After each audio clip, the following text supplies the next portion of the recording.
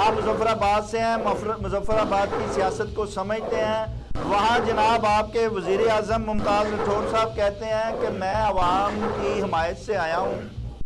اور انشاءاللہ تعالی جہاں نواز شریف صاحب کی قیادت میں ادھر وہ آ رہے ہیں وفاق میں، یہاں ممتاز صاحب کہہ رہے ہیں کہ آئندہ الیکشن میں یا آئندہ آنے والی حکومت بلاول بھٹو کی ہے اور ہم اسے عوام کی حمایت سے لے کے آئیں گے وزیر اعظم۔ اچھا شیخ صاحب، یہ تو خیر سیاسی معاملات ہیں، یہ تو ہر کوئی جو ہے نا جس کی کوئی سیٹیں نہیں ہوتی، کاف لیگ تھی وہ بھی کہتی تھی ہم حکومت بنائیں گے، ٹھیک ہے جی۔ یہ تو آپ کے سیاست میں آپ نے اپنا پرچم ہمیشہ بلند رکھنا ہے، یہ تو میں اس کو اتنی خاص جو ہے نا اس کو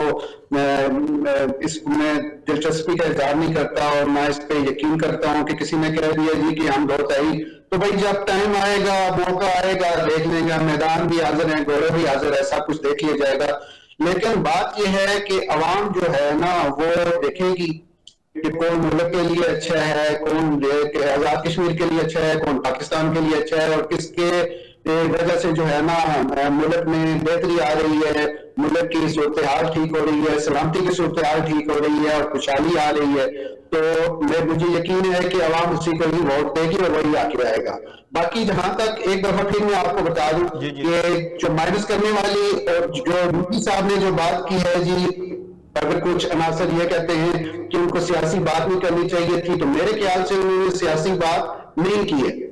کیونکہ جو کچھ عمران خان یا ان کے چند عناصر یا ان کے ارد گرد کا چند افراد کر رہے ہیں وہ سیاسی معاملات نہیں ہیں، وہ سیکورٹی کے معاملات ہیں، جو پریس کانفرنس کی ہے وہ 100% سیکورٹی کے ریلیٹڈ تھی۔